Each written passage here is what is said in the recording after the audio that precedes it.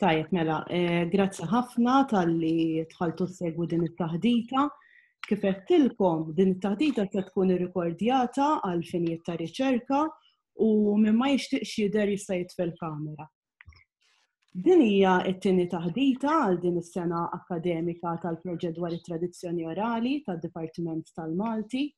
Dan huwa proġett li qed isir bl-għajnuna tal-Fondi ta' Riċerka tal-Università ta' Malta u l-Klabb Kodba Maltin.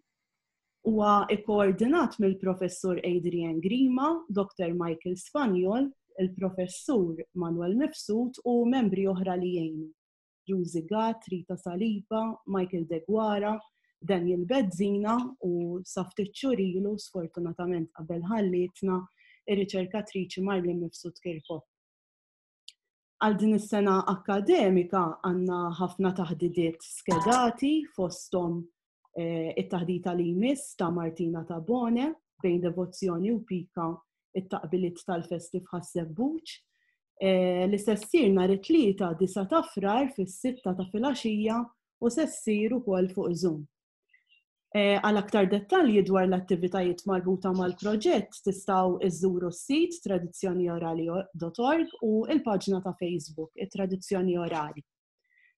Il-kellim tal-lum huwa Sergio Grek li bħala parti mid-dottorat tiegħu intervista madwar 100 persuna, ħafna minnhom saċerdoti, biex jikseb aktar tarif dwar l-Arċisqof Mikil Gonzi. Minn dawn l-intervisti ħarġu qatt ta' stejjer fuq l-Arċisqof Gonzi u għalhekk it-taħdita se tevalwa kif il-poplu permezz ta' tradizzjoni orali ħares lejn dan l-isqof ewlieni tas-seklu 20. Grazzi ħafna, nħalli f'idejk, Sergio. Mela, grazzi. Mela. Għalli.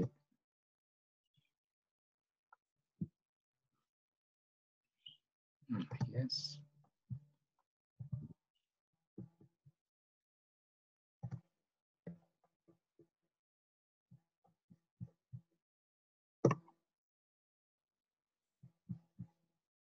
Mela, suppost qegħdin xerjati u xek.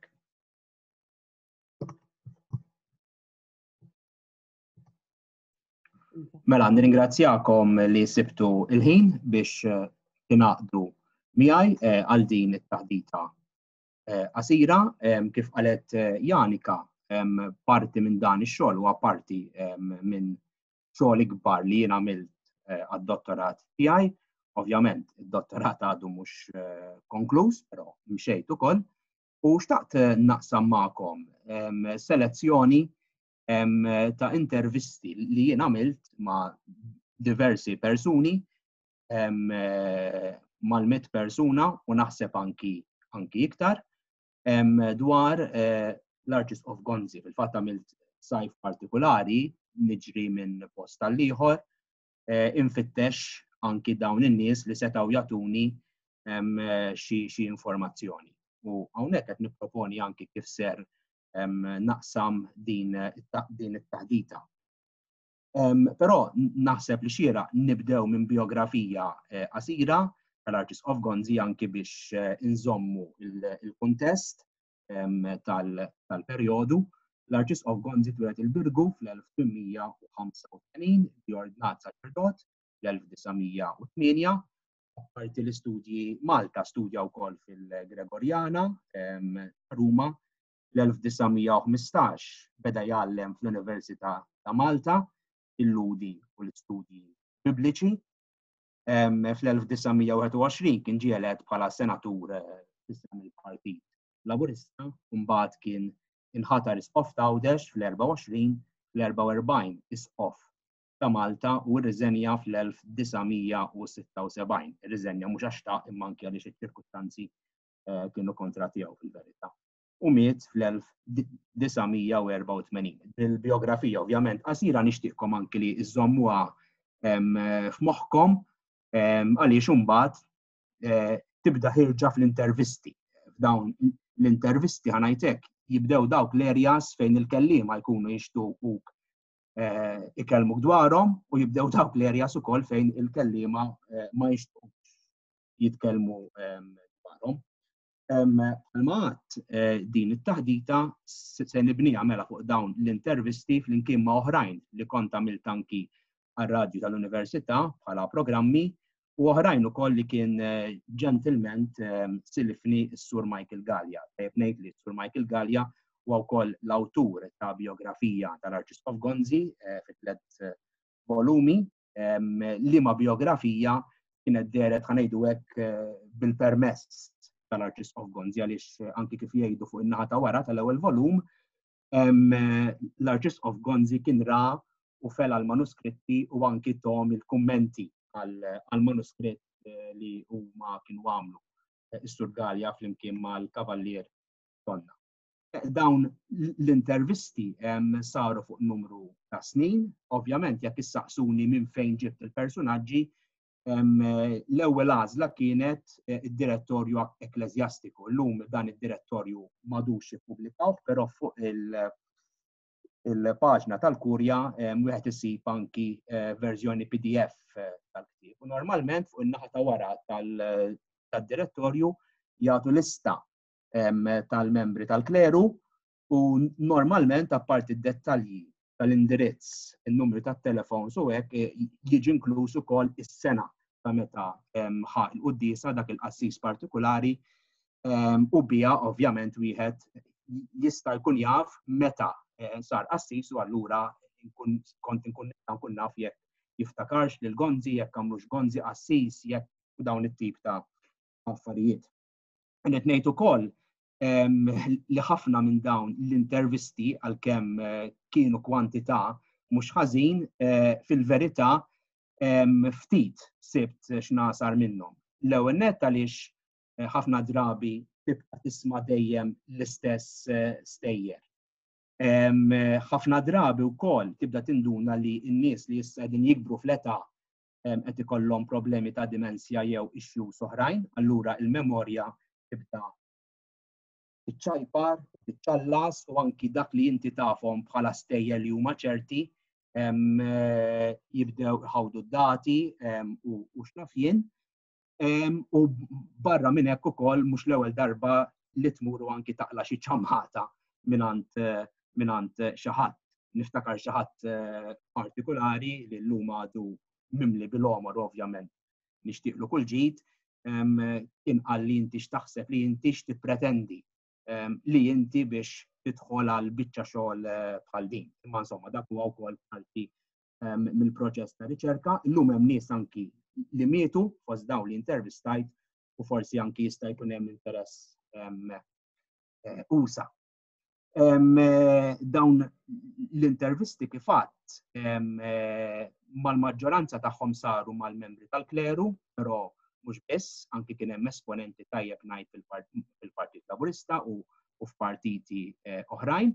Kien hemm min ma aċċettax mill-ewwel l-intervista, ġifieri normalment kont inċempillu, nintroduċi ruħi, nispjega x'qed nagħmel, u mbagħad jgħidlek le jew jgħidlek jiena m'għandix kummenti x'nagħti, u kif diġà semmejt forsi l-ar waħda u forsi l-iktar ħaġa li tiddiżappuntak hija meta l-kwistjoni tal-memorja tħalli l-effett fuq il-bniedem. Inkella tkun taf li l-mod ta' kif qed jiftakar il-ġrajja jista' jkun li anki qed jagħmel apposta jew għandu aġenda biex dik l-istorja forsi tiha ftit iktar kulur. U bil-mod il-mod tibda tintebaħ li dan is-suġġett tal-Arċisqof Gonzi anki llum għalmenu sa ftit snin ilu għadu tabu u barra li għadu tabu forsi għadu wkoll hemm ħafna affarijiet li ħafna nies ukoll ma jixtiequx joħorġu. Issa jiena ma rridx nagħti impressjoni ħażina tal-Klerja jew tal-Knisja, irrid ngħid li l-Arċisqof Xikluna kien anki tani aċċess għal korrispondenza tal-Veskovat ta' Gonzi li ma' korrispondenza hemm eluf ta' karti fil-fatt u dawn ovvjament rajthom u flejthom waħda. Li ġrali wkoll imbagħad meta kont niltaqa' ma' persuna ħanajtek tpaxpax u tieħu gost tgħix il-memorji jew tinterpreta l-memorji, ħafna drabi dik il-persuna aktarx li tispiċċa titkellem fuq għan-nifisha u ħafna drabi tispiċċa biex idurlek is-suġġett. Xi ħaġa li kont nosserva wkoll li kien hemm ċerta biża' li wieħed jaqbad b'mod speċjali l-argument tal-internet. Di donna kienet anki stumbling block ħafna minn dawn in-nies li jiena intervistajt. Jiena ħafna drabi ovvjament dawn l-intervisti ma nfittix opinjoni, ġifieri ħafna drabi jiena ma tinteressanix l-opinjoni ma nipprova nġib anki l-esperjenzi tal-individwu. Jien naf jekk hu bħala assista soluzzjoni ħassu skomdu ma jagħtihiex għas-soluzzjoni jekk ma tax għas-soluzzjoni jkun iktar qed tfittex ħwejjeġ għal dawn. Ovvjament kien hemm min anki inkien xi ftit fis-sens li ovvjament iż-żmien laħħa ħafna anki mill-famuż kirku tal-Arċisqof Gonzi, nies bħal-Isqof Gallia, Monsignor Bonnici li kien is-segretarju tiegħu, Herbert Ganado li ħafna kienu jgħidu li kien jinfluwenza ħafna l-Arċisqof u li kien imur isefsef f'idnej l-Arċisqof u x'naf jien. Ġifieri ħafna minn dawn in-nies kienu mietu, allura ħafna drabi x-xhieda tagħhom dawn ukoll infett għal dejjem veru wkoll. Herbert Ganado kiteb raba' volum, kiteb 4 volumi, skużawni ta' Rajt Malta tinbidel, u fir-raba' volum ovvjament u jiftħilha wkoll għaliex ħasem fil-ġlieda politiku reliġjuża u x'naf jien. Imma żgur li jibqa' ħafna sfumaturi li jissaħħu għalhekk l-aħħar mill-aħħar kont qed infittex dawn in-nies u nagħmel dawn l-intervisti. Li bdejt nosserva wkoll anki il-kuntest tal-intervisti, ġifieri l-intervisti saru fi żminijiet partikulari li għexet il-Knisja f'dawn l-aħħar snin kienet il-fażi ta' meta l-Knisja kienet immexxija mill-Arċisqof Cremona, il-perjodu li Cremona kien irriżenja, iż-żmien li Charles Scicluna kien laħaq bħala l-amministratur apostoliku mbagħad il-perjodu meta Monsignor Scicluna kien sar Arċisqof ta' Djoċesi. U bdejt ninnota kif kontinwament, speċjalment il-qassisin, bdew jagħmlu anki referenzi għal Veskovat ta' Gonzi u jxebħuh mal-Veskovat ta' Pawlu Cremona jew ta' Charles Scicluna. U allura jgħaddu kummenti tipo li l-Knisja għandha bżonn leader tajjeb, il-Knisja għandha bżonn mexxej tajjeb. Ovvjament dawn l-affarijiet naħseb ukoll bdew jinfluwenzawhom.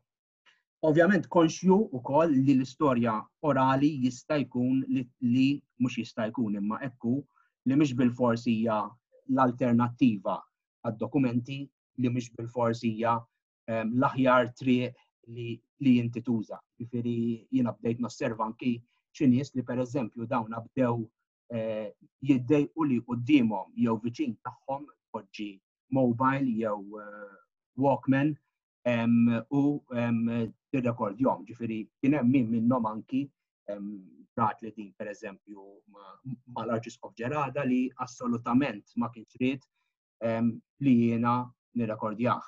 Veru kien inserta wkoll iż-żmien niftakar li hu kellu intervista qiebsa fuq it-television u allura wis probabbli dik ukoll influenzatu. Ġrat li wkoll li kien hemm min anki forsi jtik sound bites tajbin li inti tista' tużhom għar-riċerka jew li jista' jqabdu tarf, imma mbagħad jgħidlek li issemminix, semmini imkien. Dan li qed ngħidlek ngħidulek biss biex inti jkollok toroq u possibbiltajiet oħrajn. U allura dik ukoll imbagħad kważi tinħaraq għaliex tgħid dan semmili affarijiet interessanti imma li ma nistax nagħmel użu minnhom. Ma rridx nirrepeti ruħex, forsi qed nirrepeti hawnhekk għaliex din tal-memorja tibqa' waħda anke mill-issues ewlenin.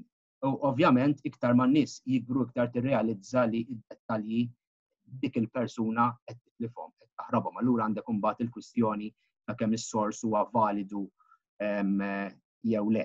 Ma nixtieq ngħidu bħal kull sors ieħor fl-aħħar mill-aħħar dan huwa eżerċizzju suġġettiv. U xi ħaġa li kont nipprova nagħmel hija li anki dak li jkun ma nibbombardjaħx bil-mistoqsijiet, anki li ma ddejqux, li ma tejjieħx, li ma xebbawx, ġifieri wieħed anki jipprova jagħmel ħanajtek użu tajjeb mill-ħin massimu li għandu għad-dispożizzjoni.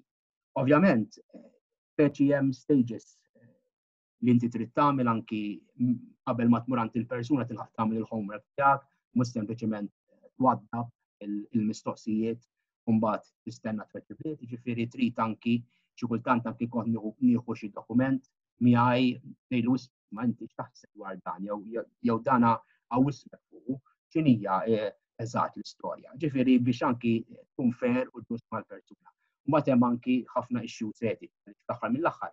Bħalmet jista' jkun li xi persuna ma tkunx interessata li dak li inti qed tgħidlek tgħidu fil-pubbliku jew inkella mqar fl-istudju u trid fl-aħħar mill-aħħar anki tirrispetta l-oġġezzjonijiet li jkollu. L-ambjent tal-intervisti naħseb li wkoll kienet issue oħra u li fl-aħħar mill-aħħar ukoll anki tinfluwenza lilek kemm għandek kwiet, jekk pereżempju tkun id-dar tal-kleru jista' jkun li tiġi ners dak il-ħin u titolbok toħroġ mill-kamra biex anki tbiddillu jew assistenza oħra li jkollu jew forsi sakemm jieħu l-pillo li naf jien dak li jkun għandek l-istess id-dar tal-anzjani, ir-residenzi privati, sagrestiji ta' knejjes, telelf, kunventi, kafetteriji, naħseb dawk huma l-ar post għaliex anke l-konċentrazzjoni tonqos imma trid taċċetta wkoll li forsi anke mhux kulħadd les li daħlek ġo daru fejn inti tkun tista' tagħmel dik l-intervista.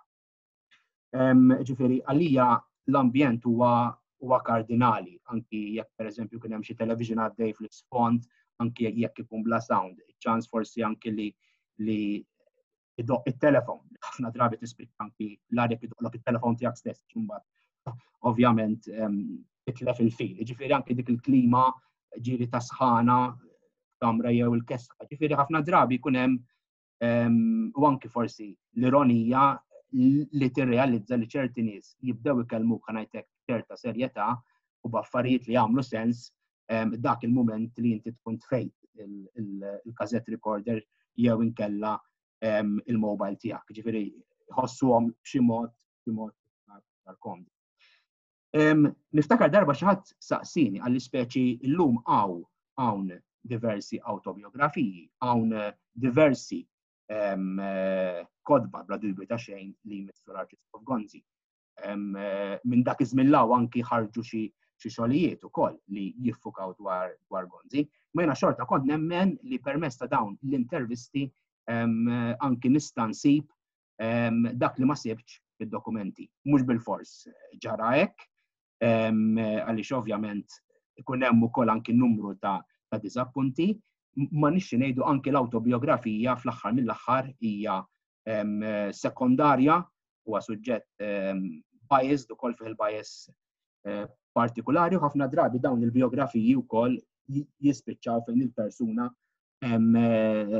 issir il-protagonista fl-aħħar mill-aħħar u kollox idur magħha. U naħseb li għandna wkoll tajjeb ngħidha wkoll numru ta' autobiografiji llum li fl-aħħar mill-aħħar il-kontribut li jagħtu għall-istorja huwa ftit li xejn.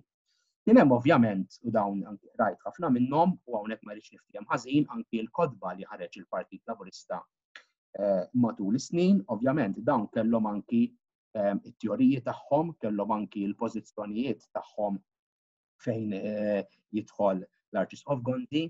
Bl-ebda mod ma qed ninsinwa li l-Artist of Gonzi kien dejjem korrett fil-pożizzjonijiet li ħa jew obbligah jieħu il-Partit Laburista, imma xorta kont inħoss li nixtieq xi ħaġa oħra, nixtieq infittex iżjed għaliex mhux sempliċement nirrepeti dak li qal ħadd ieħor. Fil-fatt xtaqt nurikom dan il-filmat li nittama li jirnexxieli għaliex nistqar magħkom ma tantx għandi jiena fortuna mat-teknoloġija.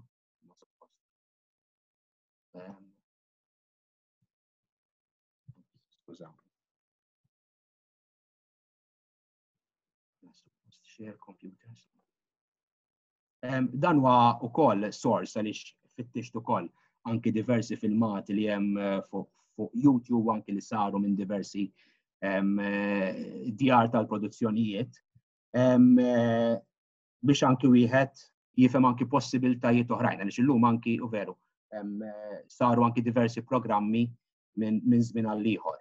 Li probabbli ħafna minnhom. Kien wieħed mill-ewwel senaturi tal-Partit Laburista. Dak iż-żmien meta jgħaddi l-isqof kont toqgħod tal-kubtej. Jiena kont miqud l-interdett. Mhux dejjem inħoġobt lil kulħadd. Għalih kulħadd Kattoliku u kulħadd Malti.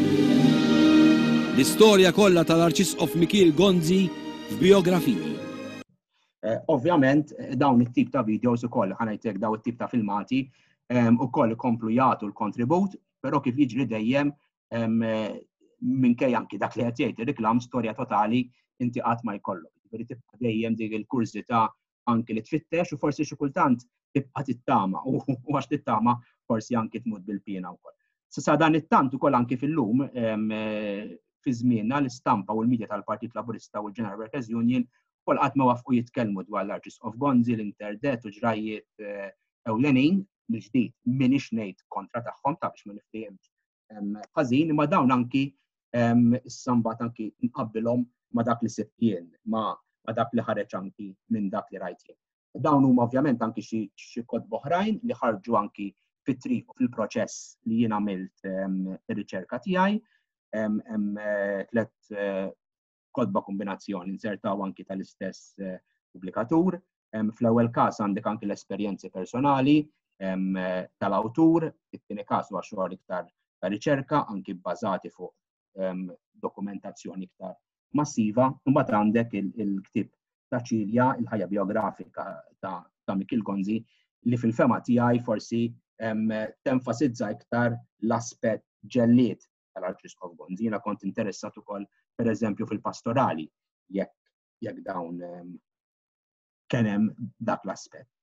U forsi anki biex nagħlaq nagħmel sommarju żgħir dwar dawn l-intervisti kif qed ngħidtaw iltaqa' minn kollox. Ikun hemm min anki fl-aħħar jixrob jgħid kien jieħdu grok whisky flimkien u kien hemm min anki jibgħatek issaq il-ħass u kif semmejt anki xi tajira. Però u xi ħaġa li kienet tolqotnija l-element ta' suspett li ħafna drabi dawn in-nies ikollhom. U dik kont insiba xi ħaġa rikorrenti. Jien naf isaqsu fl-hawnhekk kif sibtni, kif sirt taf bija, min qallek dwari. Darba kien hemm xi ħadd inkwieta li jiena mid-Dipartiment tal-Artijiet u qed nipprova noħodlu l-art jew id-dar. Ġifieri anki kultant issib ruħek forsi bejn il-basla u għoxrita.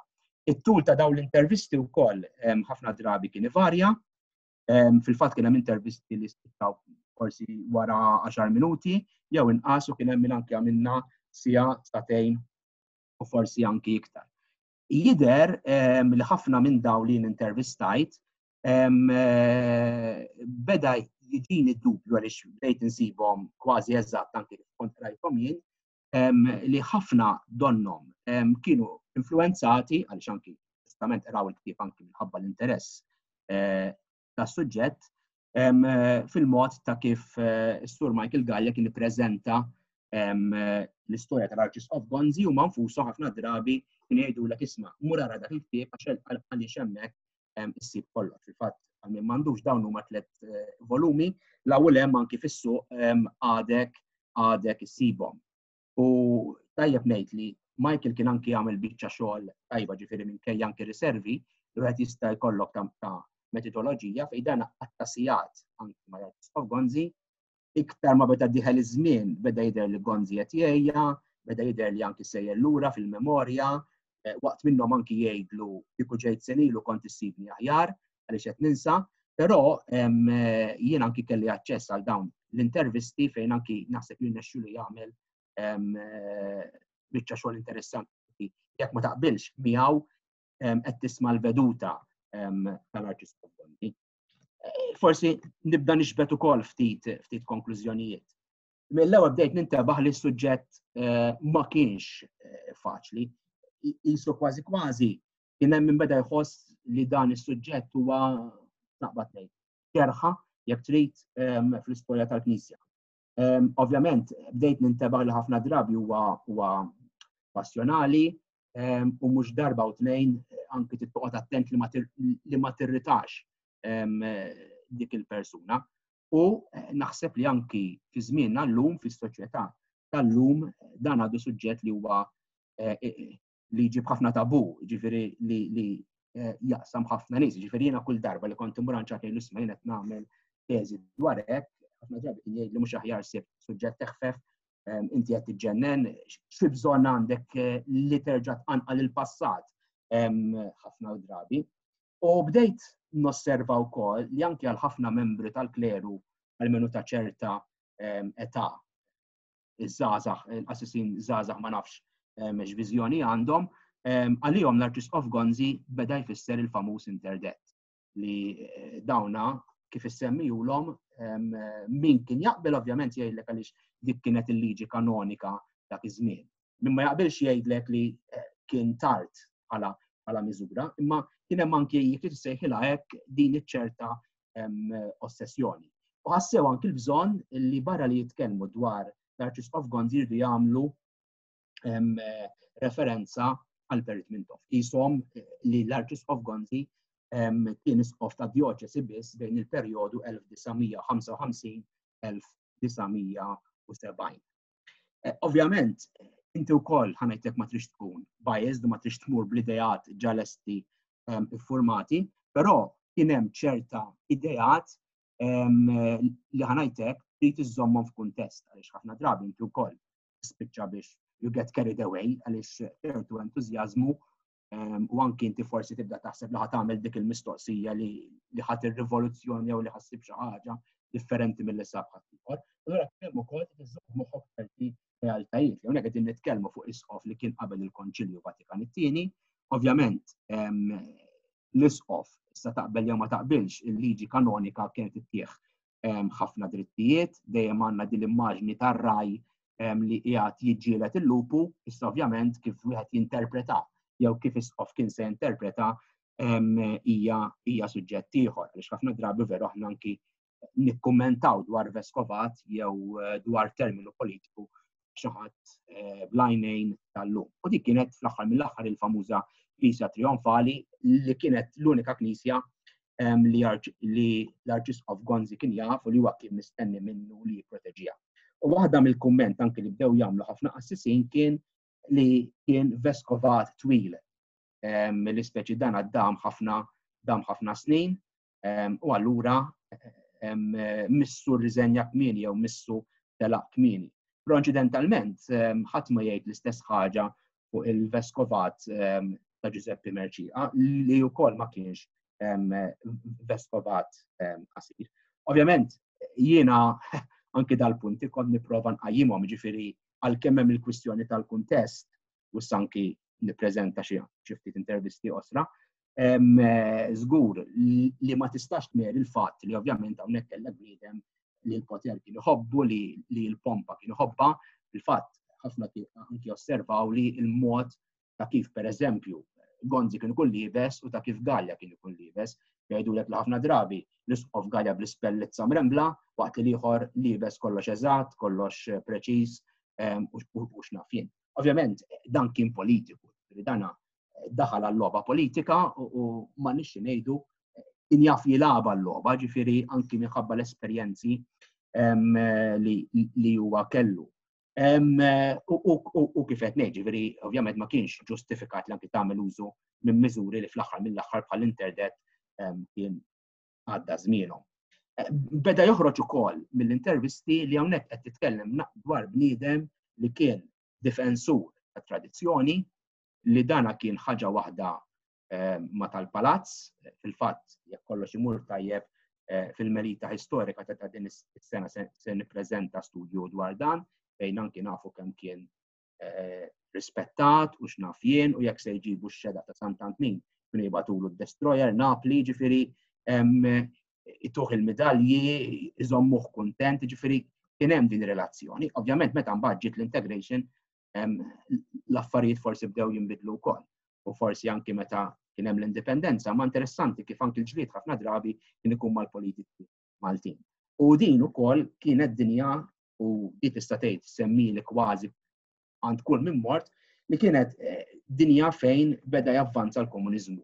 Ġifieri li l-idea li Malta ssir Kuba fil-Mediterran din lilu kienet tinkwetaħ. Ġifieri u kienet jara il-possibilità li din issir. Fil-fatt anke jekk wieħed jara d-dokumenti Ingliżi tal-Public Record Office, kif anke juru Joe Pirotta u Henry Frendo, dana sikwit anki jitkellem fuq Mintoff bħala komunista, bħala bniedem li ma jemminx u dawn it-tip ta' affarijiet. Din hija repetuta ħafna drabi.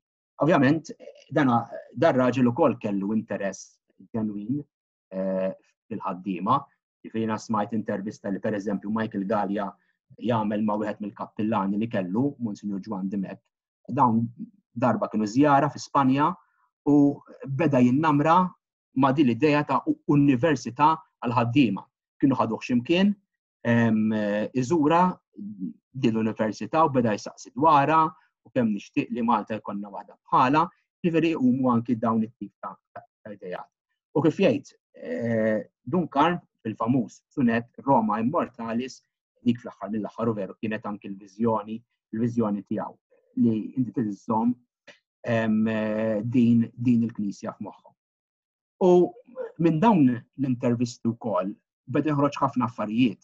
L-ewwel nett li n-nies ir-reliġjon kienet importanti f'ħajjit. Llum l-affarijiet bdew jinbidlu, ma kienu żminijiet meta niftakar xi ħadd jgħid li naf Imqar Trade Union fil-kumitat ta' tmexxija tagħha kienu kien hemm id-direttur spiritwali.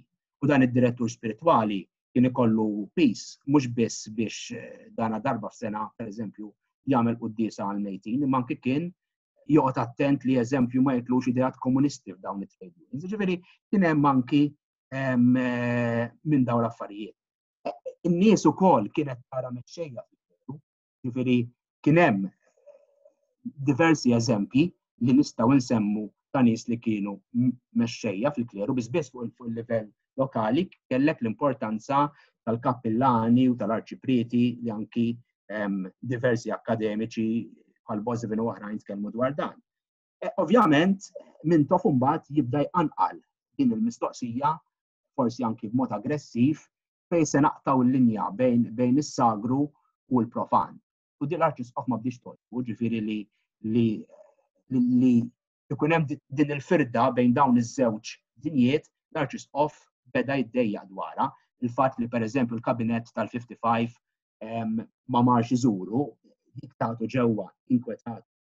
Ovvjament, nies qabel bħal Dimek u Strickland ukoll provaw x'imkien jaqtaw il-linja, imma ovvjament is-sekolarizzazzjoni naħseb issir b'saħħitha iktar anki fi żmien Mintoff. Ġifieri din kienet importanti.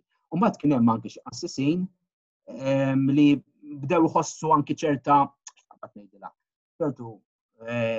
dispjaċir li bdew anki li kellhom jimxu ma' miżuri li imponiet il-Knisja għall-interdett u hekk li ma tawx soluzzjoni li ma kienux imorru jbierku għaliex ovvjament għal dak iż-żmien għal dawn in-nies dawn l-affarijiet kienu importanti. Jiena ftit snin ilu bqajt imbellaħ, kont ħireġ mill-università u nara qassis ħabbat il-bibien babbati miegħu biex ibierek. Ġifieri anke jiena stess fit-tfuliti niftakar anke l-entużjażmu id-dar għax ġej il-berik u nibdlu l-pultieri u x'nafien aħseb wara dawk. Nixtieq jekk iħallini dal-imbierek computer li preżentalkom silta minn intervista li jiena kont għamilt lill-Monsignor Tarzbella, residenza tiegħu ta' Sliema fis-7 ta' Ġunju tal-2016. Nista' ngħid li matul iż-żmien jien u Tarzbella anki rabbejna ftit tal-biberija wkoll. Fil-fatt ftit qabel ma miet kellu ħolma anki li jikteb ktieb ieħor, kont bdejt anki nieħu noti, insomma ma nexxinniex nagħmlu għaliex jum fost l-oħrajn ħareħ sidru baqa' sejjer id-dinja l-oħra. Però Madun Charles kien faċli anki titkellem u tiddialoga u s-saqsieħ u jikkummenta. Ovvjament kellu l-opinjonijiet partikolari tiegħu, ovvjament u kien viċin ukoll l-Arċisqof Gonzi għax xi żmien kien anki il-PRO tal-Arċisqof Gonzi u allura tista' tgħid konna niltaqgħu spiss anki li xu ħafna drabi kien jgħix Milan imma kien ġew sejjer hawnhekk kull meta jiġi insomma konna nċertu xejn, konna niltaqgħu insomma u ħafna drabi s-suġġett tagħna kien jaqa' fuq hekk u kien dejjem jgħid isma' fejn wasalt, għamilt progress, dak kelmek, għandak mort, ġieli kont niksar xi ħadd minn mill-ħbieb tiegħu ngħidu ma jridx jaf ta' dak, nistgħu nkellmu jien. Konna anki bnejna ftit tal-ħbiberija wkoll insomma. Ħalli nipprova nsemmalkom din il-klip. Kull kelma li tingħad kienet tittieħed letteralment qishom bħalma jagħmlu l-Jehovah Witnesses fuq il-Bibja. Literali. Jiena naħseb bil-wieħed bil-momenti li Gonzi l-iktar kien ħadha kbira meta ġie challenged fuq dak it-tani xtajdu fejn kien. Ta' San Ġwan Tewxaw. Kien ħadha bi kbira ħafna. Kien ħadha bi kbira ħafna. Għax mbagħad bdew l-affarijiet kemm minna oħra. L-ebda humor, l-ebda dak, kulħadd joħodhom dan ġifieri. U dik kienet waħda mill-affarijiet li iktar naħseb tagħtu fastidju iktar minn ħafna affarijiet oħra. Dawn ir-release tal-ġunta u hekk inti kif tħares lehom? Kif dawn ir-release tal-ġunta li saru dawk iż-żminijiet? Dawk kienu f'waqthom kien Vox Populi, il-poplu rrid jirreaġixxi. Naturalment kien hemm il-kleru aħna stess li konna inħeġġuh biex jirreaġixxi bħalma min-naħa ta' Mintov kienu jħeġġu il-partiġani biex jirreaġixxu kontra il-Knisja. Kienu dawna ir-relis isiru, kienu jingħata ħafna kliem, ma ngħidx li kienu jsiru offiżi. Jiena ngħid waħda l-iktar li għamlet ħsara kienet tar-raħal il-ġdid, ma niftakarx is-sena qabel l-elezzjoni tal-partiti tal-Umbrella. Sena kienet 61. Tafa 61. Jiġifieri tal-partiti tal-Umbrella. Dik forsi l-ġunta u l-Knisja morna to extreme għax aljenajna ruħna ħafna ma' partit. Tant li Borġ Olivier li kien għalih għaliex ħallejni jitkellem l-aħħar, Galado għalih minnaħa l-oħra u anke din il-frażi il-partiti tal-Umbrella kienet qiegħda turta lil ħafna nies li huma supporters biex ngħidu hekk tal-Knisja tagħna. Jiġifieri there's high tension, very, very high tension. U n-nies kienu jiġu għal dawna ir-rallies kargati, militanti biex ngħid hekk, u fl-istess ħin kienet tkun ħarġa wkoll bħal-rallies tal-politika għal ħafna nies għax kienu jiġu organizzati buses u coaches u allura ta' fiddi ejsa xalata kienet tkun bħal-meta qabel l-elezzjonijiet kull ġimgħa kull weekend ikun hemm dana. Għadda żmienu. Għadda żmien. Sarmilek mistoqsija oħra jiena. Anzi għamilli mistoqsija oħra inti qabel. X'influwenza kellu l-internet fuq il-ħajja reliġjuża ta' Malta? Għajdi. Mela, naħseb interessanti, irrid niġi hemm ovvjament nitlu f'ħafna. X'influenza Kif tara kif xtara? Imma nies kienu rajtu fis-sens in-nies kienu jifhmu għal inti interdetjat, ara ma tistax tmur il-knisja, ma tistax tqer, ma tistax titqarben, imma n-nies dik kienu jifhmu, speċi għalihom kienet importanti li speċi mrider iva kienet fis-sens li kienet għan-nies kienu jħossu għal inti speċi. Jew jitfinek fart mhux ikkonsagrata. In-nies interdet ma kienu jafu x'inhu, kienu jafu x'inhi skomunika fit-terminoloġija aktar faċli skomunika milli interdet. X'inhi d-differenza bejnhom? Fil-liġi kanonika hemm differenza, imma għan-nies ma kienux jaraw id-differenza. Però laqtithom fil-laħam il-ħaj. Fil-laħam il-ħaj. Għaliex il-poplu tagħna huwa poplu reliġjuż. Marbut mal-Knisja, jħobb il-Knisja, jħobb il-festi, jħobb il-patronati. U l-interdet laqtithom fil-laħam il-ħaj. Meta għandi l-kosa ma tix tagħmel parrina, ma tistax tagħmel parrina jew parrinu kif qed jagħmlu wissal minn huma mafjuż. Ma tistax tagħmel xut ta' tiġ. Ma tistax tagħmel it-tarbija. Ma tistax tindifen fiċ-ċimiterju. Dawna kienu farġalar. Meta kienu jolqtu lill-familja, l-familja kienet tikbi, kienet tiddispra, kienet tidaj kontra l-Knisja u toħroġ il-mibeda. Qatt ma kien hemm mibeda kontra l-reliġjon, ma dina niżilha għaliex kif il-vjolenza tisser il-mibeda f'Hamas, Gaza, Northern Ireland,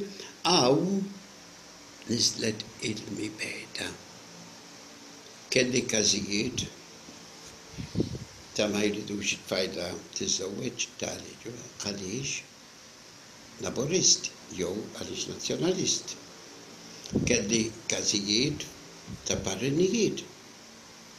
U kelli każ jgħid fil-ktieb klassiku li daħal fih il-Vatikan fejn wieħed minna xar ma rridx jagħmel it-tarbija tiftakru dan għaliex il-kappillan ma rridx li in-nannit ikunu barrinijiet.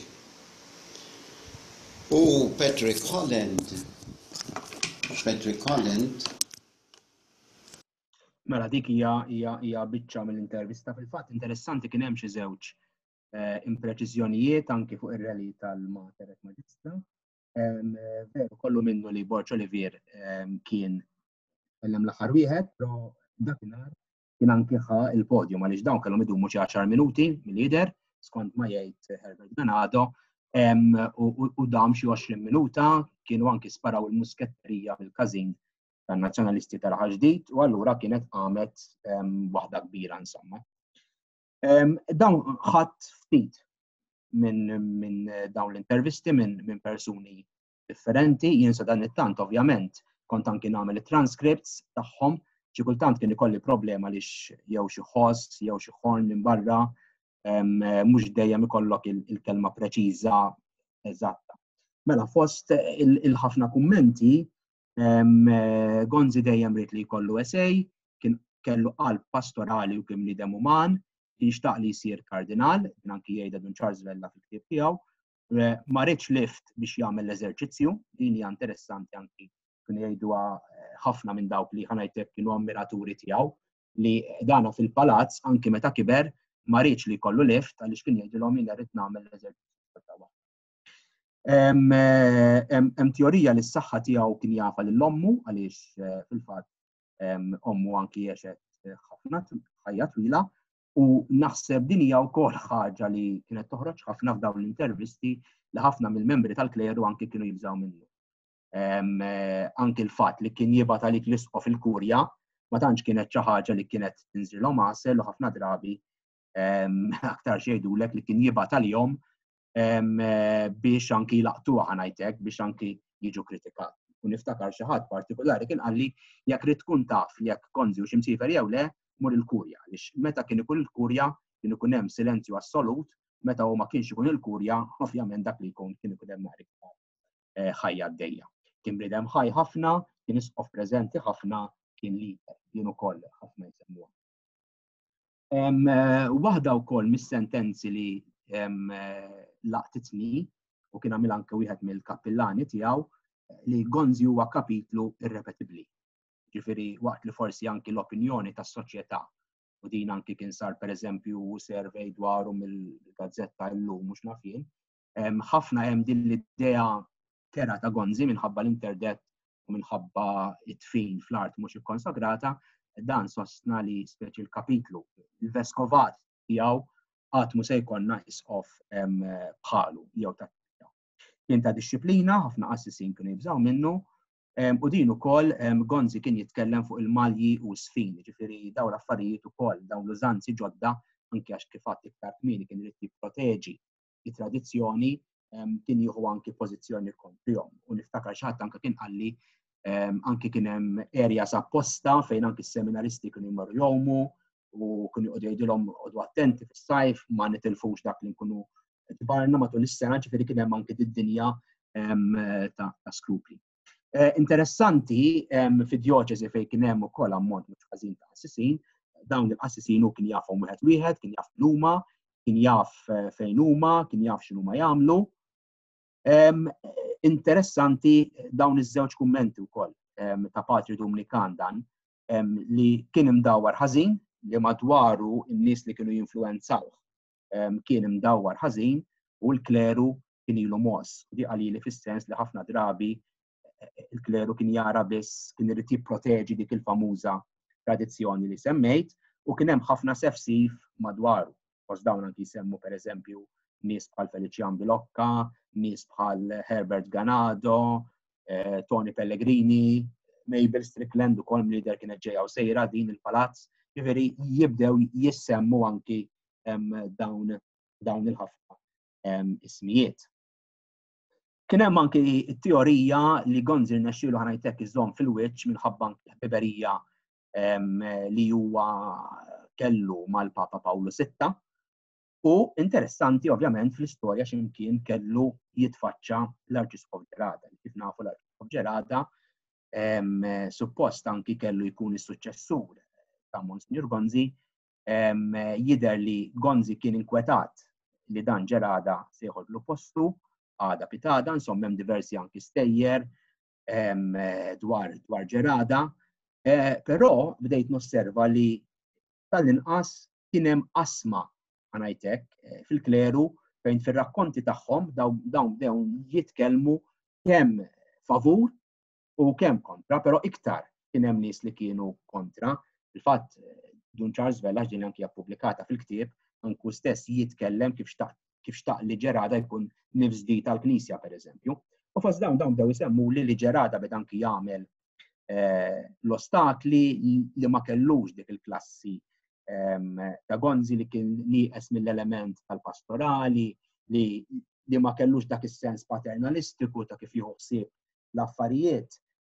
Il-paċi saret ta' malajr, il-famuża paċi tal-69 mal-Partit Laburista. Ġifieri bdew anki ħerġin dawn l-istejjer. U xi ħadd minn ta' ġewwa nett kien qal li Gonzi stess kien qal ċaru tont lill-Papa li jien ma rridx nispiċċa min isqof għaliex jiena m'iniex civil servant li meta jalaq is-60 sena joħroġ bil-pensjoni, speċi jiena m'iniex pensjonant.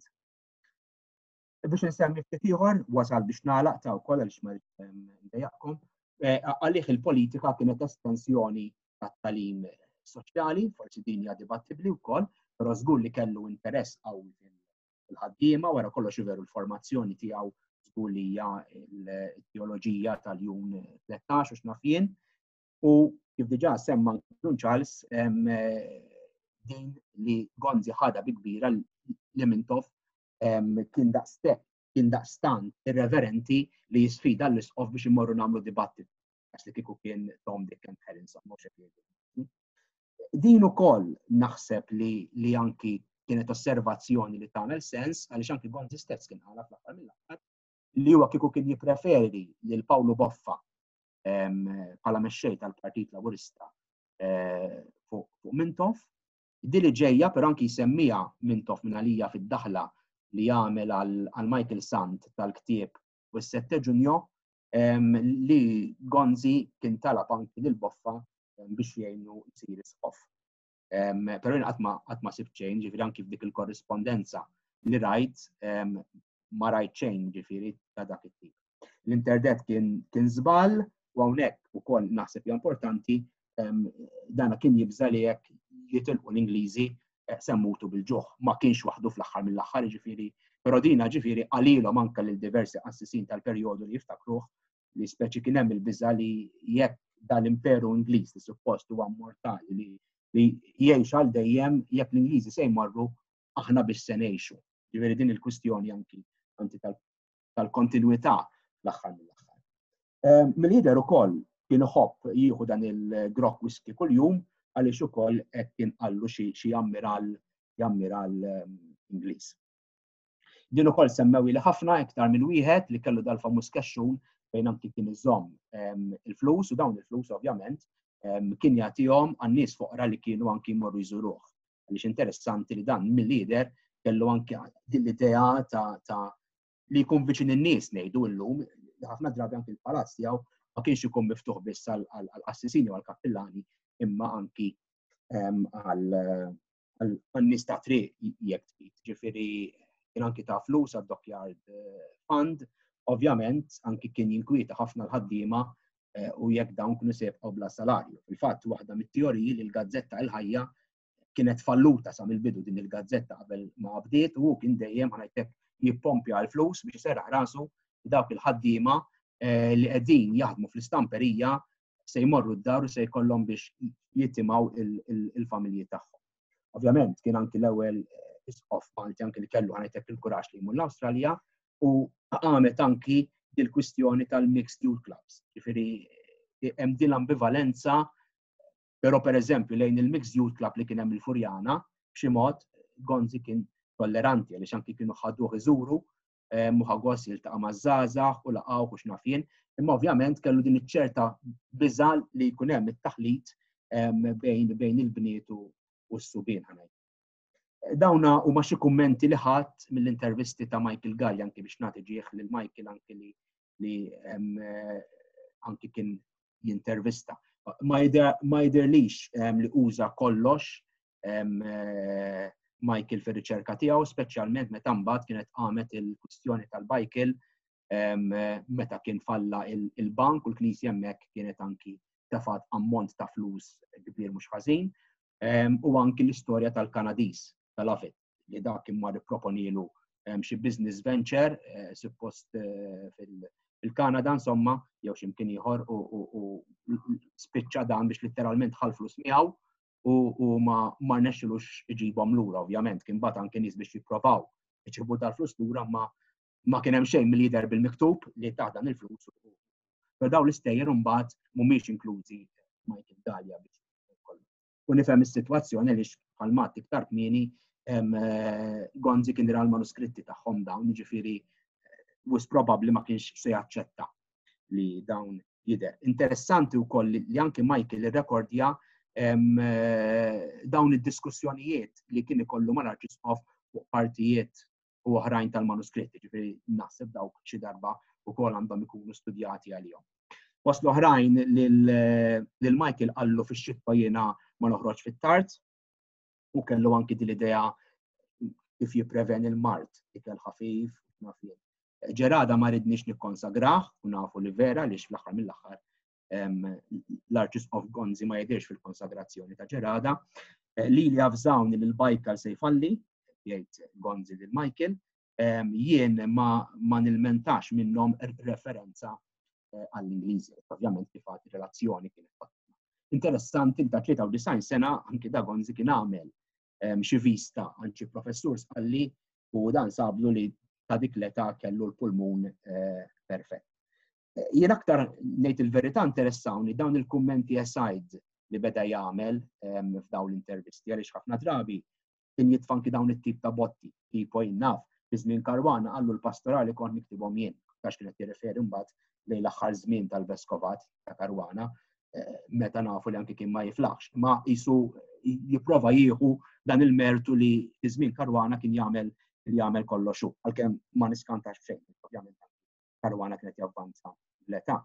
Isemmi pereżempju b'mod entużjast il-kwistjoni li kellu ma' Mintoff fuq il-Caravaggio. Nafu meta dan il-Perit Mintoff kien iddeċida anke li jtaqla il-Caravaggio minħabba restawru x'nafin u ma kienx qal xejn lill-Arċisqof, kien qam lejtu sħiħ anke taraw il-gazzetti ta' dak iż-żmien ma jispiċċawx anke il-kontroversi li qamu u lil Michael Gallia għallu jkun tagħmel vittorja kbira fuq dik l-istorja. Ġifieri interessanti dan ta' 93 sena anke kien għadu jiftakar dawn il-waqtiet. Din hija issa ħanajtek intervista li anke tistgħu tarfuh mill-ewwel anke l-personaġġ li qed insemmi hawnhekk li fil-fatt huwa l-avukat Joe Micallef Staffraċ, dawn anke qalhom fil-pubbliku ta' barra minn hawn fejn ħanajtek kellu viżjoni mbagħad differenti mill-qassisi l-oħra li intervistajt. Ovvjament l-avukat Micallef Staffraċ u martu spiċċaw anki biex iżżewġu fis-sagristija minħabba l-interdet u x'naf jien u hija storja anki sal-lum għadu jitkellem dwarha anki mhux darba u tnejn anki kiteb dwarha anki b'mod reċenti anki fl-ħen is-sewwa. Il-mara ma ħadix gost li żżewġna fis-sagristija, interessanti jgħid li hu kien lest anki li jiżżewweġ f'kappella kieku kien mara għand l-Isqof Gallia u l-Isqof Gallia kien qallu speċi u paċenzja stenna ħejġi l-Arċisqof u mbagħad anki jiddeċidi hu. Gonzi wieġbu mill-lider jekk tikkonverti, ovvjament jekk ma tibqax issegwi l-linja tal-Partit Laburista, inżewġek jien fil-palazz tiegħi. U niftakar waqt minnhom anki ġew kien qalli ma nsibx pożittiv Gonzi u nifhimha anki mill-istorja tiegħu. Però mbagħad anki nkun ġust ta' żewġ sentenzi wara kien faħħar il-Gonzi anki ħalla li jeżisti l-moviment ta' Kana, x'nafu veru li Kana jibda anki jbiddel il-perspettiva tan-nies u s-sess, joffri l-pariri, ovvjament dejjem mill-lenti kattolika, imma dik kienet importanti u Don Charles kien spiss anki jitkellem dwarha minħabba anki n-nies ta' kif kienu jħarsu lejn il-mara, ġifieri kien hemm anki dawn is-sitwazzjonijiet. Ma nixtieq ngħidu dejjem minn perspettiva reliġjuża. Kien jitawa, kien mexxej reliġjuż plus u ovvjament u min-naħa tiegħu ma kienx jara lil-Gonzi bħala komunista. Din interessanti wkoll, esperjenza ta' wieħed mill-impjegati li kien jaħdem fil-Kurja, niftakru jgħid li dan kellu ossessjoni kontra l-ħela. Ġifieri anki din l-idea li pereżempju fix-xitwa jintużaw il-heaters kienet iddejqu ħafna, ġifieri kien jgħidulhom itfgħu dal-heaters ma nkomx tambuhom u jgħid li di xi ħaġa li baqgħet konsistenti fih. Ovvjament dan kompla jgħid li anke kien jistenni jekk se tmur għandu tilbes il-blek u l-gravata, dak ngħidlek kienu parti mill-uniformi biex tidħol għandu.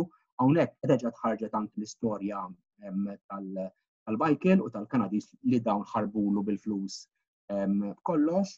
U naħseb li dinja vera u tinħassu ukoll li dawn minkejjed il-pompa ta' isqof tradizzjonali injgħix ħajja sempliċi.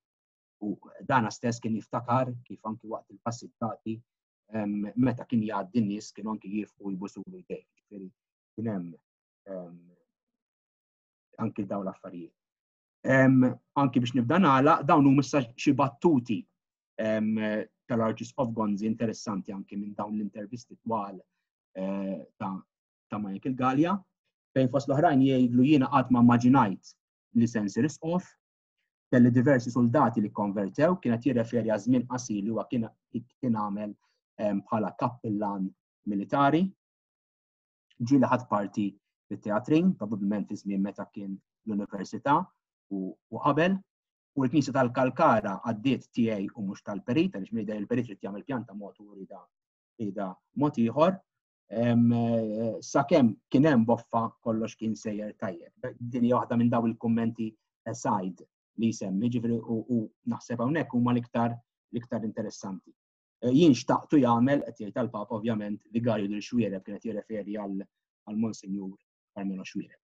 Ovvjament interessanti li fis-sebgħinijiet Gonzi wkoll kienet jaħdem biex il-memorja tiegħu ma tintesix, jiġifieri huwa interessanti kif għalkemm niftakar ukoll li kien hemm għalli li kieku ma sarx il-monument tiegħu meta kien għadu ħaj fil-katedral tal-Imdina kieku wis probabbli minħabba ċirkustanzi li ġraw dan qatt ma kien isir u forsi fiha wkoll ftit tal-verità stqarrija bħal din. Però interessanti li għandek il-Kalkara, il-Katedral ta' Għawdex, l-Istitut Kattoliku, Villa Monsignor Gonzi, ġifieri l-ismijiet tiegħu x'imkien jew ieħor jibqgħu anki jissemmew. Il-kwadru dawk iż-żewġ kwadri wkoll interessanti wieħed f'Għawdex. Għafru li ma parset jaħrab li anki jisem il-pittur. Imma ġifieri dawk huma anki kwadri li tistgħu issibuhom. Ġifieri b'xi mod, issa ovvjament jekk il-monument jirrappreżentax il-memorja hemm bħalma nafu hemm diskussjoni twila. Almenu minn dak li ħassejt jien, ġifieri jiena ħassejt li qed inħabbat bieb fejn għandu x'jaqsam ma tabu bażikament, speċi għalkemm nammetti wkoll li kif għadd kien hemm kleru ta' ċerta età li ħanajtek kienu jixxenqu għal dak il-mudell, għal dak it-tmexxija ta' Iskof. Kif għadd iktar kmieni għal kleru iżgħar ma nafx jirrappreżenta, niftakar li fost l-aħħar żjarat li kont għamilt lil Dunġar Sbella fid-dar tal-kleru kienet jilmenta kemm il-qassisin żgħażagħ tal-lum m'għandhomx sens ta' storja. Is-sens li dam lider kien inserta dak iż-żmien kien mar jara xi seminarista qabgħu fuq l-integration da baqa' wiċċu vojt ħares lejh u speċi ma wasalna mkiena li speċi kien ħanajtek fost urtat li fis-seminarju mhux qed jgħallmuhom l-istorja. Ovvjament dak kien il-kumment tiegħu. U naħseb vera xi ftit jawwis fuq Gonzi waqafna nħarsu lejh bħala l-politiku, l-interdett, l-isqof ta' dnub il-mejjed fuq il-pastorali qatt ma enfasizzajna biżżejjed. U anki dawn l-istejjer tas-sebgħinijiet, naħseb dawk imbagħad komplew anki tabnu din l-immaġni. U naħseb li d-diskussjoni trid tibda minn hawn. Diskussjoni li ma tkunx passjonali, diskussjoni li tipprova tpoġġi kollox anki f'kuntest u li fl-aħħar mill-aħħar u vera wieħed anke jibda jevalwa u jħares lejn l-istorja b'mod li tagħmel sens. U forsi anke ninsew l-oriġini tagħna, jiena ġej miż-Żejtun, anki ftakar fit-tfuliti, ġifieri kienet għada eżisti f'lejtis li tisma' klieb jissemmew għal Gonzi, ġifieri u dal-aħħar inċidentalment il-mara kienet tirrakkuntali xi tifel fil-klassi kienet jgħidilhom li għandu kelb li jismu Gonzi, naħseb l-allużjoni għan-nepu tieħu. Ġifieri tiskanta kif ċerti affarijiet, kif ċerti passjonijiet anki jibqgħu sejrin aħna, ġifieri naħseb irridu anki nsibu dan il-mod kif anki forsi nibdew anki niċċaqalqu minn narrattivi anki li drajna, forsi anki minn narrattivi li għalmuna fl-iskola, għaliex fl-aħħar mill-aħħar nemmen li l-iskola għandha sem importanti. Dawna is-suġġetti suppost jagħmluhom anki fil-istorja u ma inklużi fis-sillabu, ġifieri, ma ħafna drabi nafu wkoll li mhux dejjem isiru anke għaliex ma jkunx hemm żmien biżżejjed tas-sillabu. Forsi wkoll ma nafx, forsi xi għalliem anki jippruvaw jaħarbuhom minħabba li wieħed qed isemma qed jitkellem dwar il-partiti. Ma dak forsi huwa argument ieħor. Naqaf hawnhekk Janik għax naħseb qed ħafna qed iżejjed. Grazzi ħafna u proset Sergio, ma nafx hawn xi mistoqsijiet qabel ma nibdew nagħlqu. Min irid jistaqsi xi ħaġa jista' ineħħih minn mute u jitkellem.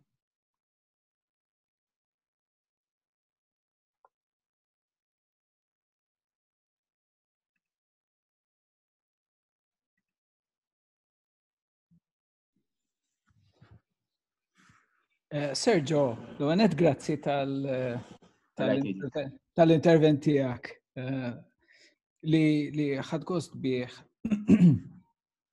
Kultant anki minħabba dak li bdejt tajt speċi anki inti fil-parentesi kważi, għaliex għal-kem ovvjament kulħadd jaqbel miegħek illi biex nanalizzaw karattru tant kbir bħal dan, personaġġ tant kbir bħal dan, figura tant imponenti speċi fl-istorja reċenti tagħna, bil-forsi rridu nkunu kemm jista' jkunu oġġettivi. Però fl-istess ħin isu fil-proġett tagħna u għalhekk qed nitbissem speċi fil-proġett tagħna aħna proprju in-narrattivi interessawna. Jiġifieri il-mod kif nitkellmu fuqhom jiena daħħaqni kolli nammetti meta bdejt issemmi il-fatt li speċi kollok nies li jsemmu l-annimali tagħhom għalih speċi. U nifhem ovvjament minn fejn ġejja. Mhux kwistjoni li naqbel jew ma naqbilx jew nara bħala nuqqas ta' rispett jew rispett. Mhux dak il-punt, speċi jien interessani l-fatt li dan il-personaġġ isir appuntu karattru. Isu karattru fl-umanz kważi, le? Isir kif bl-Ingliżi jgħidu larger than life speċi, jisir karattru, jisir personaġġ, jisir attur kważi film. U laqtitni ħaġa, ġifieri waħda mill-ħafna affarijiet li laqtuni minn dak li kont qed tajt, snin twal ta' xogħol għamilt inti Sergio. Kienet speċi daw il-metafori li jintużaw, pereżempju tal-lupu tal-ħaruf li semmejt jisu lej il-bidu tat-taħdita tiegħek. Kienet metafora li kien jużaw? Naħseb hemm referenzi wkoll, ġifieri anki tri pastorali fejn jispjega ir-rwol tal-isqof, speċjalment dawk iż-żminijiet tal-internet x'nafien.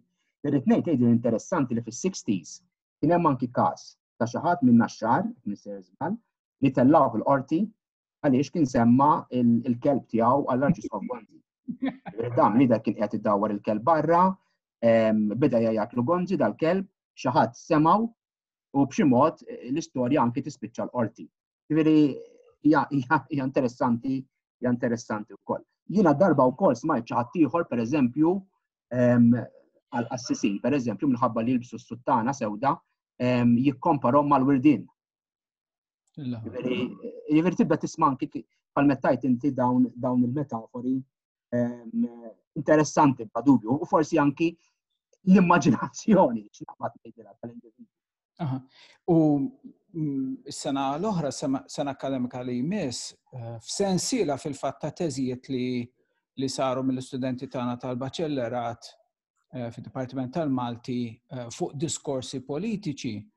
Kien hemm fost oħrajn dit-teżi ta' Christabel Borch li tiddiskuti xi diskorsi li kien għamel minn fil-bidu ta' snin 60. U naturalment, ġifieri qed nitkellmu jidhirli 1962 biss jidhirli id-diskorsi li tirreferi għalihom. U għandek dawn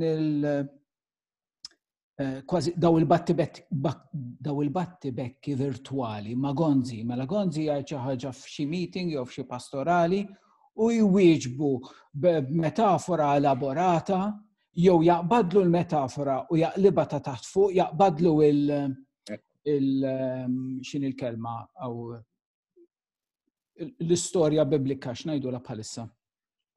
Il-parabola u jaqlibillu ta' taħt fuq biex juri l-ispeċi u għandu raġunu mhux Gonzi u dawn kellu retorika b'saħħitha ġifieri. Eżatt. Drabi u daw il-ġlid taffaxxina ruħek daw id-diskorsi. Iva, għax kienu jkunu risposti intelligenti li m'għandix dubju li kienu anki frott ta' dak li kien jgħid Gonzi fis-sens li nimmaġina li anki Gonzi kien joħroġ b'dawn il-frażijiet jew daw ix-xbigħat illi bihom kien jipprova jipperswadi lin-nies tiegħu. Punt tal-aħħar. Il-famuża naqtalek li kien l-istorja tal-pulmun. Minister Żball Mintoff kien għamel xi operazzjoni, l-għor għallu jien għandi l-pulmun b'saħħtu, mhux bħalli. Ġifieri kien hemm anke dawn it-tip ta' battuti li anke l-gazzetti interessanti jaqbduhom ħafna minnhom, ġifieri ħafna mill-ġurnalisti anke jirreferu għalihom. Jien naraw bħala żewġ figuri patriarkali ħafna. Żewġ figuri minn epoka kulturali differenti tagħna u allura daw il-battalji anke bil-kliem u biex bijatu bil-metafori narahom bħala frott propju tal-kobor tal-figura tagħhom. Ħaġa tal-aħħar li rrid ngħid. Inti bdejt tevita waqt id-diskors tiegħek vera laqtitni l-espressjoni l-miżbla. Jiġifieri teknikament vera hija l-art mhux ikkonsagrata. Imma għal Maltin, għal ħafna Maltin, naħseb anke għal nies illi kienu rib insomma tal-pożizzjoni ta' Gonzi hija l-miżbla. Issa miżbla mhix korretta, di ma kienx miżbla fil-fatt. Imma f'moħħna ara kemm il-lingwaġġ huwa importanti, f'moħħna hija miżbla. F'moħħna f'ħalqna hija l-miżbla. Jien fil-fatt domt ħafna snin biex fimt meta kont tifel, domt ħafna snin biex nifhem li di ma kienx letteralment miżbla jew parti maħmuġa speċi, ma kienet parti mhux ikkonsagrata. Osserva l-ħila ta' Mintoff u kif esploiti għal-metafora ngħidlek u baqgħet ħajja sa' żmienna. Ekku. Proset, u grazzi tat-taħdita u grazzi Liljanika ovvjament tax-xogħol. Josef Trapani għandu mistoqsija. Tista' titkellem, Josef. Grazzi ħafna u nibda ġifieri biex tqarri kif jaf Adrian tgħid biex fl-aħħar minuta x'kelli ħaġa oħra ġifieri ma nistax ngħidlek proset għax sfortunatament vera l-aħħar ftit il-ħadd jiddispjaċini ħafna li xtaqt insaqsi ma probabbli di aċċennajt fuq waqt it-taħdita u ġifieri fil-każ toqgħodx tirrepeti tinkutaġi ma isu bħala storiku naf li wieħed diffiċli wieħed jipotetizza imma speċjalment fuq il-konklużjonijiet li ġbidt hawnhekk, speċjalment element tat-tabu. Inti hawnhekk għadt li isu Gonzi għadu tabu, dik laqtitni ħafna. Taħseb li kienet tkun ħaġa konklużjoni totalment differenti kieku inserta li Gonzi ma qattax il-biċċa kbira tal-veskovat tiegħu, jew forsi biex il-biċċa kbira, ma biċċa sostanzjali tal-veskovat tiegħu waqt li kien hemm Mintoff fuq in-naħa l-oħra tal-ispettru. Taħseb li kieku kienet tkun konklużjoni differenti sinifikantament minn dik li wasalta li llum? Ovvjament, fl-istorja jekk tippermetti li Josef kieku waqgħu biex naħrab minnha. Ġifieri trid ovvjament taħdem bil-fatti. Però biex norbot ma' dak, hemm stqarrija li kien għamel Patri Leopoldu Bonef lura fi żmien kienu jagħmlu programm l-istorja wara l-kwinti, kienu jagħmlu referendum fuq DM. U da jgħidlu, u naħseb hija tajba anke kif semma l-punt Adrian, li dawn kienu żewġ tisrieda li kważi twildu biex jisfidaw il-xulxin. Anki tisma' l-metafora daw it-tnejn ġej mill-Kottonera u daw tal-Kottonera b'dak il-mod isolvuhom l-inkwitta bejniethom. Metafora oħra jekk niftakar anki l-ospiteri dik insemmi dawn il-Kottonera dawn l-affarijiet kienu hekk kienu jisolvuhom u anki Gonzi dik kien jgħidilhom u jiena ngħajjad iktar minnu. B'daqshekk se jiġri billi ngħid. Ġifieri Don Juan de Mecna li kien qara ukoll li darba dawn ma risibhom li dawn kollhom nisa. Aħnek qallu tal-Kottonera miftuħina ma naħbu xejn. Ġifieri kien hemm anki dawn it-tipi ta' realtajiet. Ma ninsewx ukoll li dawn kulturi differenti u wieħed nitkabba f'kultura li kienet Taljana, Mintoff mal-Ingilterra, kultura li kienet Ingliża, ġifieri dawn x'imkien kellhom jiklexxjaw. U naħseb anke l-istqarrija li kien għamel Mintoff li dak qallu jien fil-1959 id-decidejt jew jien jew hu, ġifieri li aħna ma stajniex nibqgħu sejrin bil-Knisja u bil-kolonjaliżmu.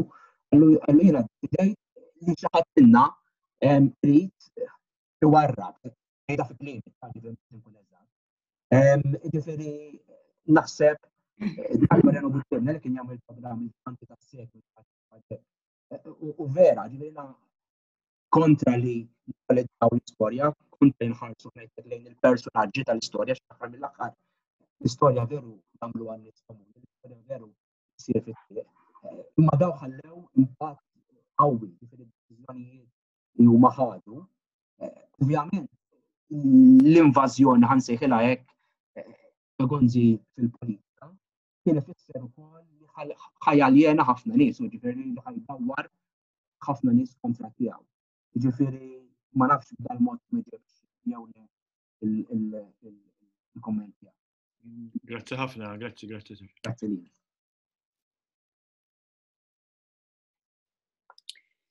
Mela, Ivan Said jixtieq jistaqsi mistoqsija. Tista' titkellem ta' Ivan.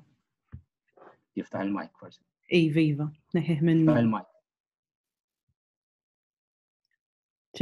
Trid neħħih daqsxejn minn mute, Ivan. Okay, issa qed nistema'. Iva. Jien twilt fis-66 u mill-Gżira u niftakar lil Gonzija, l-ewwel tagħmel il-Griżma. U apparti l-konta wkoll abbati l-Gżira. Issa da jaqqat kollox. Il-biża li kien jiġġenera Gonzi, Jividi niftakara għala volja fl-aħħar tiegħu, jidilli fis-74 u spiċċa mhux hekk? 76. 76, maħna. U għamilt tajjeb. Issa, żewġ punti biss li xtaqt nagħmel. Nafux sem kellu Gonzi fl-għażla ta' Merċieqa. Dik l-ewwel mistoqsija. U l-oħra eżjed mill-mistoqsija osservazzjoni, Sergio. Jien niftakar lil Mintoff fl-aħħar snin meta Gonzi ma kienx Arċisqof kien irtirat. Però niftakar lil Mintoff jibatlu il-bukkett tal-fjuri fil-birthday. Issa, xkultant meta naħseb fuqha, ngħid imma jien forsi di daħlet ġo moħħi. Tista' tikkonferma ħili għandi impressjoni ħażina jew hekk. Iva, l-iktar tliet affarijiet li għad bħala tifel konna nibżaw, niftakar anke kien hemm funzjoni minnhom, kien hemm abbati li għamel xi mossa ħażin. Insomma, għallu b'mod bl-istil tiegħu. U ta' Merċieqa kellux sem u di tal-bukkett tal-fjuri ta' Mintoff. Fi kliem ieħor mbagħad kif iżvolġiet ir-relazzjoni ta' Mintoff ma' Gonzi wara l-ispiċċa. Thank you. All right. Jiena darba kien hemm xi ħadd li qalli li għall-Gżira kellu imħabba speċjali. Ma nafx hekk hux vera din imma Sergio, kien jiġi għal funzjoni oħra, pereżempju meta nkixfet il-lapida ta' Karlu Manxie u għamilha. U kien kixifha. Fil-fatt dan kien qalli li kien jażel l-aħjar fost in-nies li kellhom biex jibgħatu l-Gżira, anke minħabba li kien ovvjament tal-prostituzzjoni u x'nafien. Allura kien jemmen li għandu bżonn xi ħadd sod hemmhekk. Interessanti li din li kont rajt, jekk niserġ bħal fil-minuti tal-Azzjoni Kattolika, li assolutament hemmhekk ma rridx li jkun hemm mixed youth club. Jiġifieri dik kien kont fiha li hemmhekk ikun hemm youth club tal-tfal. Il-fatt nikkonfermalek li kien hemm youth center u ma kienx mixed. Mela qed naqblu. Le, fil-ktieb ta' xi u jgħid li mill-lider fuq Merċieqa ħadd kien jaf xejn dwaru.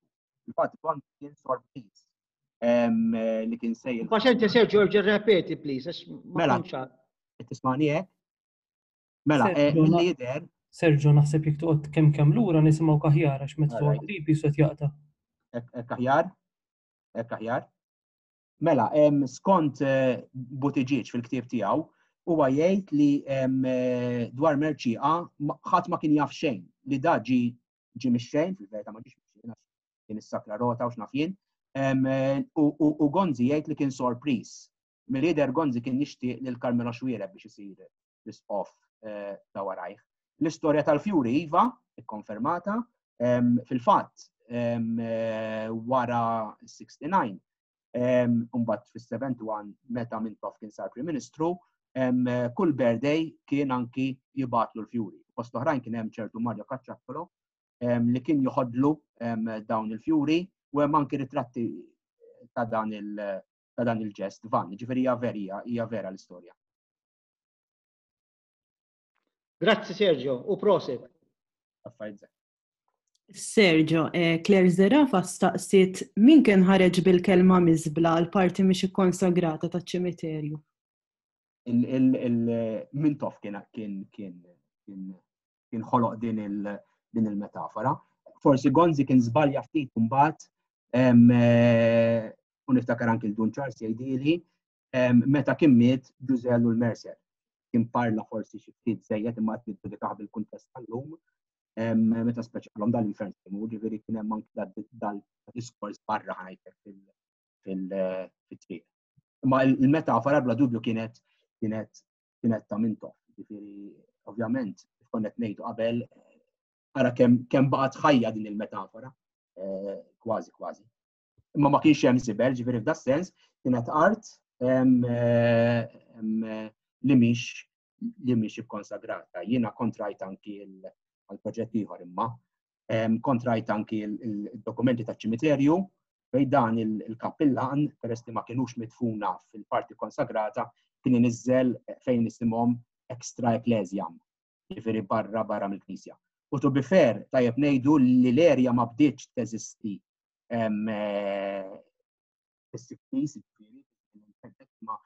sa mill-bidu taċ-ċimiterju tibda ssib anki nies li kienu ndifnu f'dil erja, pereżempju naf kien hemm negozjant, kien hemm xi barmaid li ndifnet hemmhekk, ġifieri ma saritx għal dawn in-nies li kienu interdettjati. Li teknikament kienu li dan sempliċement kien hemm ma tawhomx l-assoluzzjoni u x'naf.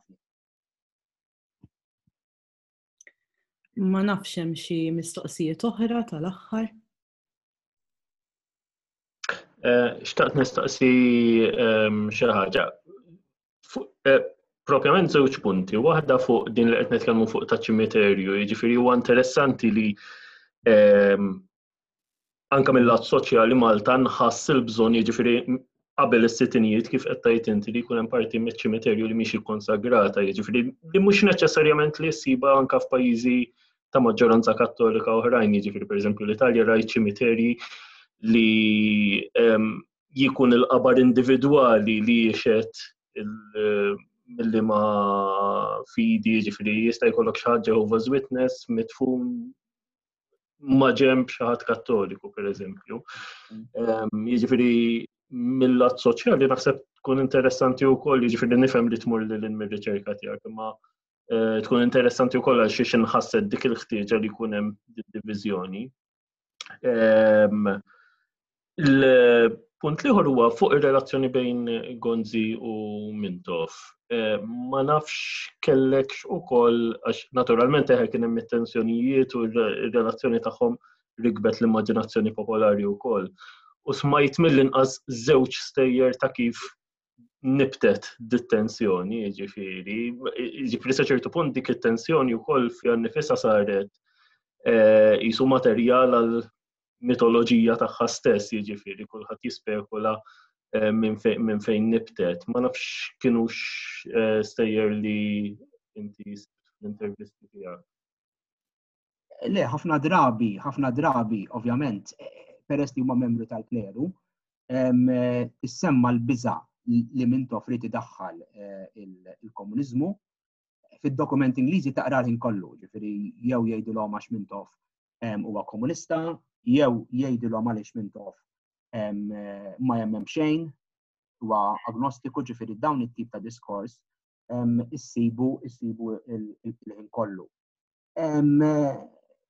Ovvjament ma nafx jekk dawn il-kwistjonijiet lokali qabad ngħidilhom tal-kotta nera wieħed li ma jaqbilx ma' ieħor, wieħed m'għandux fiduċja fl-ieħor, ma nafx kemm dawn kellhom ukoll is-sem tagħhom, ġifieri forsi wieħed irid anki jistudja iktar dak l-aspett. Però ovvjament dawn kienu żewġ karattri ta' rashom, bla dubju ta' xejn, tnejn kienu nieqsa minn kull diplomazija, l-kelma kull wieħed jgħid xejn, ġifieri dina jgħidu ilek, naħseb tħosshom ukoll li forsi mhux dejjem u forsi anke l-fatt naħseb li ż-żewġ naħat mhux dejjem kienu mdawrin b'nies u forsi setgħu anke jtuhom il-pariri biex dawn il-famużi kwistjonijiet fitxu jalquhom. Ġifieri għaliex anke jekk toqgħod tara ħafna drabi kien hemm anke ħafna nies li kienu jagħtu l-ħatab, ġifieri anke fil-Knisja stess, ġifieri jiena semmew li il-kelma sefsif U fil-Malti nafu xi tfisser sessi, ġifieri tmur illum, tmur għada, terġa' tibda, ġifieri. U darba xi ħadd ukoll qalli fost dawn l-intervisti li ħafna drabi kien imbagħad influenzah l-aħħar li jmur għandu. U aktar x'aħħar li jmur għandu kien ikun l-iktar persuna tradizzjonalista u x'naf jien. Pereżempju jissemma xi ħadd Don Giuseppe Nobit kien semmili u li Don Charles Vella li dan anki kien interessat fis-soċjoloġija imma qatt ma rid jaddatta anke għas-soċjoloġija, ġifieri fis-sens li kellu soċjoloġija ristretta ħafna li kollox kellu jdur madwar il-Knisja, il-Knisja fil-politika tittimxi id fit, ġifieri ma kienx hemm anki ftuħ. Però naħseb anki ir-rasib sa, ġifieri darba minnhom anki lil Michael Gallia f'dawn il-kummenti aside jgħidlu speċi għax dak rasu wibsa dejjem rida tgħaddi tiegħu, imma naħseb fino fondo u wkoll kellu mill-istess naqbad insejħilha, mill-istess virus ħalli nużaw kelma komuni. Mela, ġejk għandu mistoqsija għal il-Knisja qatt ikkundanna ċijat li kienet ħadet fi żmien tal-Archbishop of Gonzi ġieli pubblikament. Biex inkunu fair, l-Archbishop of Merċieqa kien għamel apoloġija għal dak li ġara, kien fi programm li kien għamlu dak iż-żmien Joseph Muscat, kien għadu ġurnalista.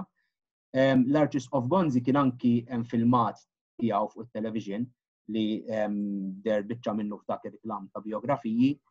Għalkemm forsi mhix apoloġija ċara, ma kien qal speċi nies li ma qablux miegħi mal-mod ta' kif mixej. Ġifieri matul iż-żmien u anki dal-Archbishop preżenti nafu li jagħmel ukoll x'naqbad insejħilhom.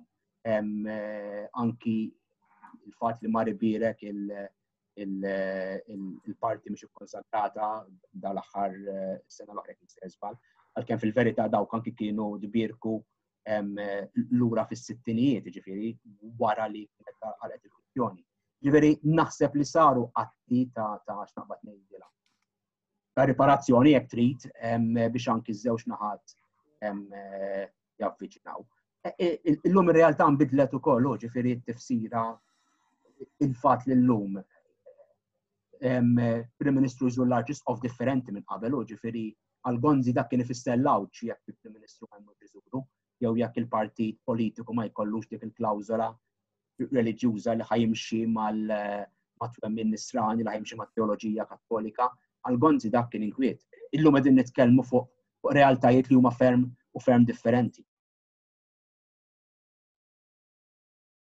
Tajjeb ma nafx hawn. Naħseb li kien se jitkellem xi ħadd.